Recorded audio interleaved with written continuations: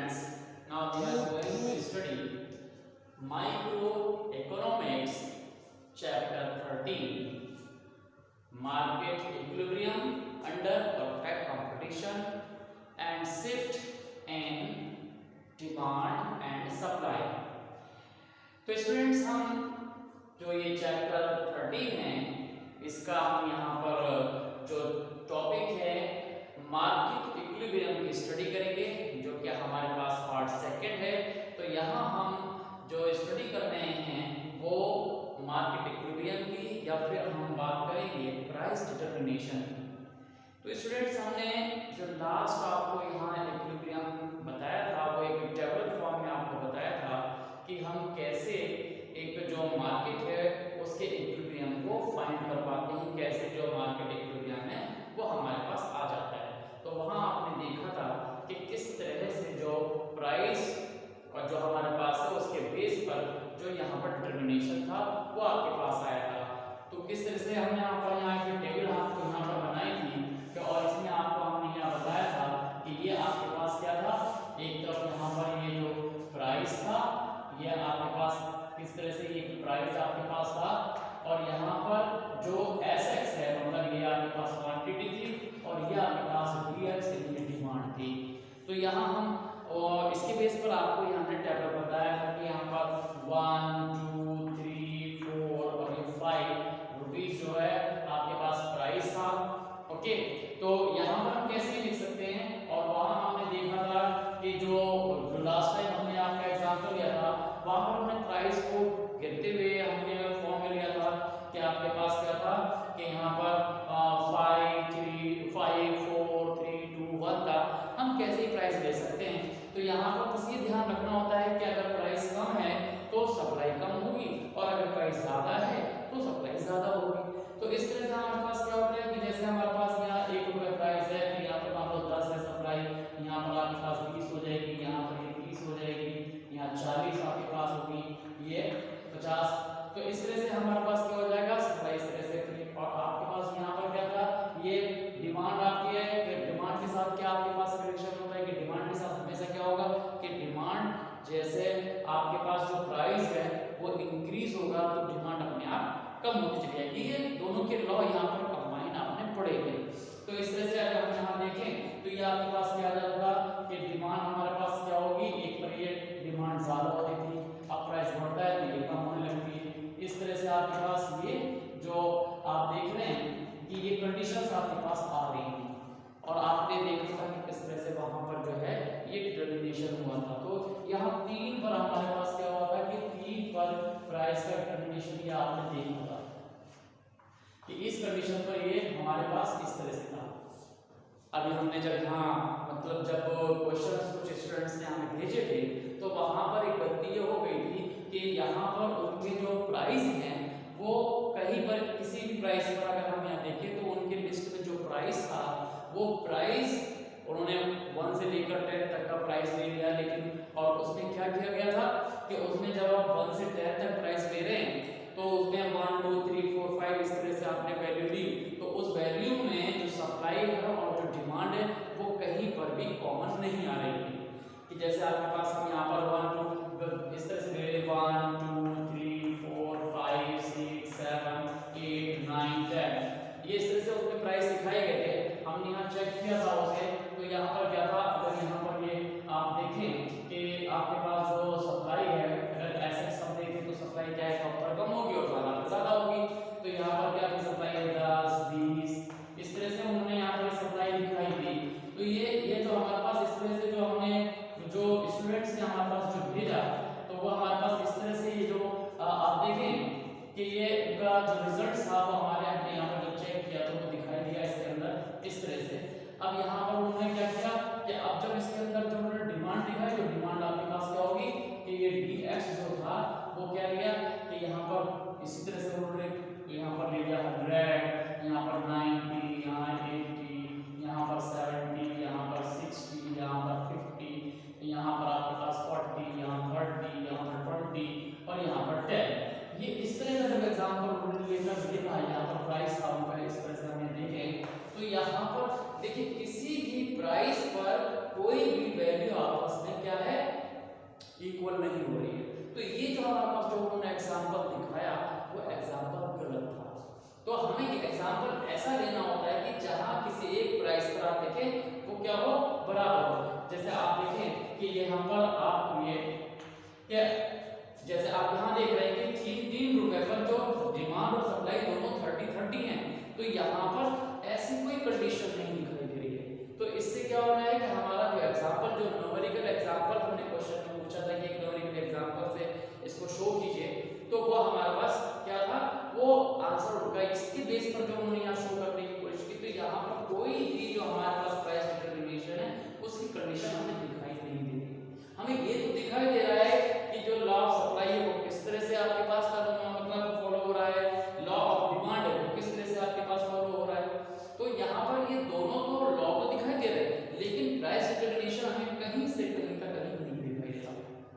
तो ये जो एग्जांपल डेवलप जो एग्जांपल उन्होंने दिया वो एग्जांपल गलत था। तो ये हमारे पास क्या होगा, हम इसे यहाँ पर रिमूव कर देंगे और इस तरह के एग्जांपल को आपको लेना होगा कि आप केवल क्या कीजिए 1 से 5 तक का प्राइस ले लीजिए और उसी को क्या करिए जो बीच की कॉमन वैल्यू हो जाती है उसी पर आप उसको दिखा दीजिए।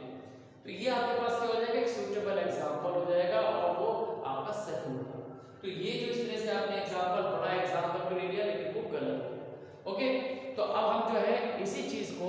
यहाँ हम टेबुलर फॉर्म को जो हमारे पास जो टेबल थी इसी को हम यहाँ दिखाएंगे कि वो किस तरह से हमारे पास ग्राफ में काम करता है।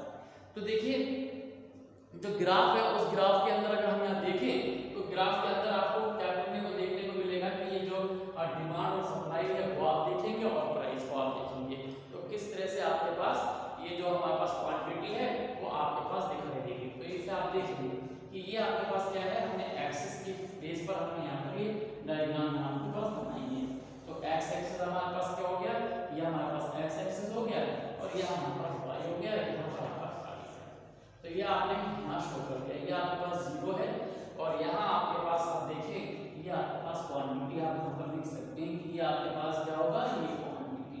तो इस तरह से आपने यहाँ पर ये शो कर दिया। अब आपको मालूम है कि प्राइस जो है किस तरह से इफेक्टिव करता है कि अगर प्राइस कम होता है तो डिमांड के हिसाब से डिमांड कर्व आपको शो करना है और अगर सप्लाई को देखते हैं तो उसके हिसाब से शो करना है। आपने देखा था कि डिमांड कर्व हमेशा क्या था इस तरह से आपके पास होता है कि जो डिमांड कर्व है वो आप देखें तो ये आपके पास कैसे दिखाई देता है डिमांड कर्व कि एक जो है डाउनवर्ड लाइन आपको यहाँ दिखाई देती है। तो ये आपके पास क्या हो गया, ये आपके पास dx ओके। और इसी तरह से आपके पास क्या होगा ये सप्लाई होगा। तो सप्लाई में आपको इस तरह से ये आपके पास दिख जाता है कि सप्लाई का आपके पास sx हो गया ओके। तो ये जहां पर क्या करते हैं इंटरसेक्ट होता है, जहां पर इंटरसेक्ट होगा वो पॉइंट हमारे पास प्राइस डिटरमिनेशन का या हम कह दें कि मार्केट इक्विलिब्रियम यहां पर होगा। ये प्राइस के बेस पर पूछा जाए तब भी और मार्केट के बेस पर पूछा जाए तब भी आप ये कहेंगे कि ये हमारे पास ये आपके पास क्या है ये क्वांटिटी है और ये आपका प्राइस है। ओपी प्राइस पर जो क्वांटिटी है वो ओक्यू है और यहाँ पर ये क्या है इक्विलिब्रियम है। तो यहाँ पर अब प्रॉब्लम होती है कि ये जो डिटरमिनेशन है या मार्केट का इक्विलिब्रियम है वो एकदम ऐसे नहीं आता। ये जो आपके पास आता है वो क्या होता है कि बार बार हिडन ट्रायल वाली जो कंडीशंस होती है कि प्राइस को बढ़ाना घटाना, प्रोड्यूसर इस तरह से जो यहाँ पर क्या करते हैं अप्लाई करते हैं और फिर जाकर कहीं ये बाद में की पॉइंट आता है, ये एकदम ऐसे नहीं आता। तो अब क्या होता है कि हम इसी को समझें कि किस तरह से प्राइस का डिटरमिनेशन वो लोग करते हैं। तो किस तरह से करेंगे कि सबसे पहले वो बात क्या करते हैं कि प्रोड्यूसर क्या करेगा, वो तो ये कोशिश करेगा या फर्म्स जो होती है वो हमेशा कोशिश करती है कि ज्यादा से ज्यादा उसका प्रॉफिट हो। तो वो क्या करेंगे पहले प्राइस को जो है वो ज्यादा रखते हैं। तो हम मान लेते हैं कि ये प्राइस उन्होंने रखा, ये OP जो प्राइस है इसकी जगह उन्होंने ये प्राइस रखा कि OP1 उन्होंने प्राइस रखा। तो यहाँ से आप देखिए कि ये जो हमारे पास है यहाँ से यहाँ तक आप देखिए ये यहाँ से यहाँ तक क्या है, अगर हम इसको देखें तो ये हमारे पास क्या है कि ये डिमांड है आपके पास, इस डिमांड पर कोई टच यहाँ कर रहा है। तो इसका मतलब है कि यहाँ से यहाँ तक ये डिमांड है। हम इसका कोई भी नाम दे सकते हैं कि मान लीजिए हमने A नाम ले लिया तो इसका मतलब है T1 A जो है वो क्या है हमारे पास यहाँ से यहाँ तक बात करें या हम इसको यहाँ ज्वाइन कर दें तो वो भी बात आपके पास सेम हो जाएगी। तो इसका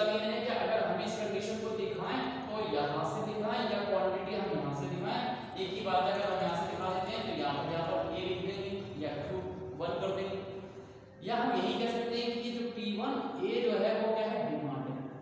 यहां से यहां तक की डिमांड। ओके,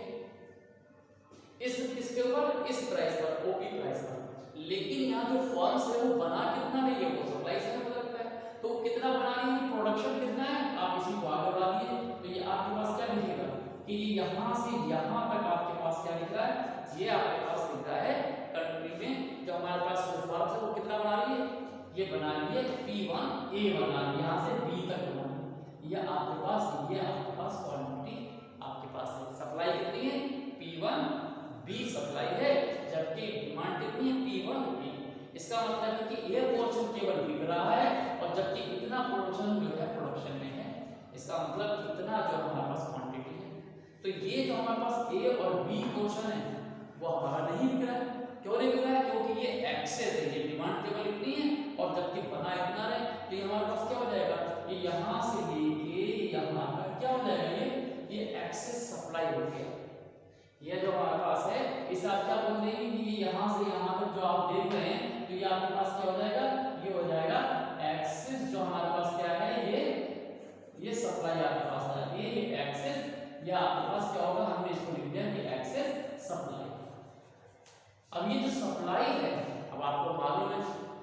कि अगर सप्लाई है, सामान नहीं बिक रहा है, तो फिर इसका जो है असर किसके ऊपर होगा, प्रोड्यूसर के ऊपर होगा। तो ये जो प्रोड्यूसर जो इतना ही प्रोडक्शन नहीं बेच पा रहे हैं, ये जो प्रोडक्शन उनका नहीं बिक रहा है, तो इसके वजह से क्या होगा कि उनका जो भी इन्होंने प्रोडक्शन का जो उन्होंने कॉस्ट लगाई है वो उनकी क्या हो रहा होगा, वो डंप हो रही होगी,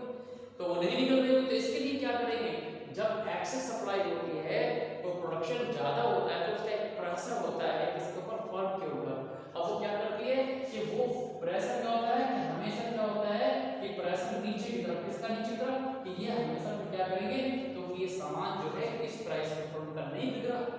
तो उस प्राइस को क्या करेंगे, नीचे की तरफ लाएंगे, तो हमेशा ये कोड जो है वो नीचे की तरफ रहेगा। तो नीचे की तरफ रहेगा तो ये जो प्रोड्यूसर्स हैं वो क्या करेंगे, प्राइस को नीचे की तरफ करेंगे। तो ये इस तरह से आपके पास क्या होगा कि वो प्राइस यहाँ करेंगे, फिर यहाँ करेंगे, यहाँ करेंगे, इससे फाइनली क्या होगा कि जो प्राइस जो है वो क्या होगा, नीचे की तरफ आता रहेगा। इस तरह से ये प्राइस नीचे की तरफ आएगा। अब इससे क्या होगा, जब प्राइस कम होगा, तो देखिए जब प्राइस कम होगा तो ये क्या होगा, डिमांड जो है अपने आप बढ़ेगी, यहाँ से ये बढ़ रही है, ये बढ़ रही है, यहाँ से यहाँ तक होगी, यहाँ से यहाँ तक और यहाँ तक होगी। ओके, और फिर क्या होगा, जब प्राइस कम होता है, प्राइस कम होता है तो सप्लाई क्या होती है, वो कम होती है, कि यहाँ ये सप्लाई है, फिर यहाँ सप्लाई ये रह जाएगी, ये कम रह जाएगी। इस तरह से आप देखें कि ये जो हमारे पास है, जब प्राइस कम होने लगता है तो डिमांड जो है आगे की तरफ बढ़ती है और ये सप्लाई जो है पीछे की तरफ आती है। अब हमारे पास क्या होता है, ई पॉइंट हमारे पास पहुंच जाता है कि जहां पर दोनों इंटरसेक्ट करते हैं। लेकिन यहां पर भी क्या होता है, यहां पर अभी प्रोड्यूसर को ये फर्क को नहीं पता कि प्राइस कहां जनरेट होगा,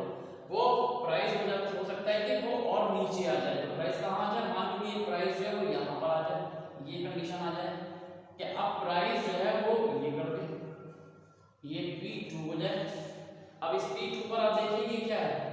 ये आपके पास क्या है, ये है सप्लाई, ये सप्लाई कर रहे हैं, और ये भी है क्या, ये आपका डिमांड कर रहे हैं। तो यहाँ पर सप्लाई है आपकी कि जो हमारे पास जो क्वांटिटी है वो केवल कितनी है, इस पर हम कोई नाम दे देते हैं, चलिए हम इसको नेम दे देते हैं कि ये आपके पास क्या है, इसका नाम हो जाता है, हम कह देते हैं कि ये M, इसका नाम दे दिया हमने, ये M है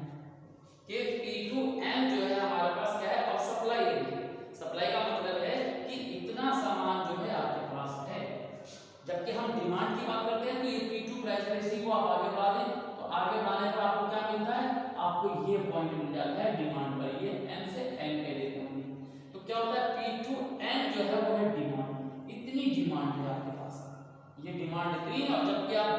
प्रोडक्शन इतना बना पा रहे हैं, तो इसका मतलब है कि लोग इतना जो प्रोडक्शन है उसकी डिमांड आपसे ज्यादा कर रहे हैं, ये आप वो ज्यादा कर रहे हैं। अगर ये ज्यादा कर रहे हैं तो इसका मतलब एक्सेस डिमांड है, इसका मतलब कि प्रोडक्शन एकदम बिक जा रहा है। जब बिक जा रहा है तो प्रोड्यूसर को फिर लगेगा ये सामान तो हमारा इस रेट पर ज्यादा बिक रहा है एकदम, तो वो क्या करेंगे कि अब वो प्राइस को बढ़ाना शुरू कर देंगे। क्यों, क्योंकि वो प्रोडक्शन जो है ज्यादा डिमांड हो रही है उसकी, तो ये हमारे पास क्या हो जाएगा, ये आपके पास क्या होगा, ये एक्सेस जो हमारे पास क्या है वो आपके पास हो जाती है डिमांड, एक्सेस हम यहाँ बात कर देते हैं डिमांड की, तो ये एक्सेस डिमांड हमारे पास आ जाएगी। तो एक्सेस डिमांड की वजह से क्या होगा कि जो फोर्स है वो ऊपर की तरफ लगेगा, ये फोर्स जो है हमारा ऊपर की तरफ लगता है। तो अगर हम देखें तो ये फोर्स आपका ये ऊपर की तरफ, इसके लिए कि अब जो प्रोड्यूसर्स है, जो फर्म्स है, वो प्राइस को क्या करेंगे, ऊपर की तरफ लेकर जाएंगे, बढ़ाएंगे। तो अल्टीमेटली क्या होता है कि जब इक्विलिब्रियम से अब यहाँ पर क्या होगा कि जब ये प्राइस ऊपर की तरफ जाएगा, तो यहाँ पी से प्राइस ऊपर की तरफ जाएगा, तो ये क्या होगा कि ये प्राइस इस तरह से बढ़ेगा। ओके, और ये कंडीशन यहाँ हमारे पास ये फिर से आपके पास इस तरह से दिखाई देगी। तो यहाँ पर देखिए प्राइस बढ़ने से क्या होगा, ये सप्लाई जो है वो बढ़ने लगती है, देखिए बड़ी ये आगे की तरफ जा रही है, ये एक्सपेंशन हो रहा है, सप्लाई जो है हमारे पास क्या है, बढ़ रही है। अब प्राइस बढ़ने से क्या हो रहा है, जब प्राइस ऊपर कर रहा है तो डिमांड जो है तो पीछे क्या है, तो इसका मतलब है कि इसका श्रिंक हो रहा है, कम हो रही है। तो डिमांड जो होगी कम होगी, सप्लाई बढ़ेगी, अल्टीमेटली जो हमारे पास एक रिजल्ट यहाँ आके फिक्स हो जाता है। तो ये जो है हेटेड ट्रायल जो हमारे पास मेथड है आपके पास कि सप्लाई कम बढ़ के ये इस तरह से यहाँ पर डिटरमिनेशन हो जाता है। तो इस तरह से हमारे पास क्या होगा, प्राइस का डिटरमिनेशन कहिए या मार्केट के इक्विलिब्रियम कहिए। तो हमेशा आपको याद रखना है कि जब एक्सेस सप्लाई होगी तो प्राइस कम होने का ट्रेंड होगा, और जब क्या होगा, डिमांड एक्सेस होगी तो प्राइस के बढ़ने का हमारे पास क्या होगा, ट्रेंड होगा। तो ये हमारे पास इस तरह से जो है सप्लाई और डिमांड एक दूसरे को जहां पर फाइनली क्या होते हैं, इंटरसेक्ट करते हैं, तो वो पॉइंट हमारे पास इक्विलिब्रियम का होता है। यही पॉइंट आपके पास है जो इक्विलिब्रियम का पॉइंट है, यही पर हम प्राइस डिटरमिनेशन कह सकते हैं और इसी को कह सकते हैं कि मार्केट का इक्विलिब्रियम। तो इस तरह से हमारे पास क्या होगा कि ये कंडीशन होती है। तो इसमें दो कंडीशन पूछी जाती है कि अगर एक्सेस सप्लाई है तो प्रोड्यूसर्स क्या करेंगे,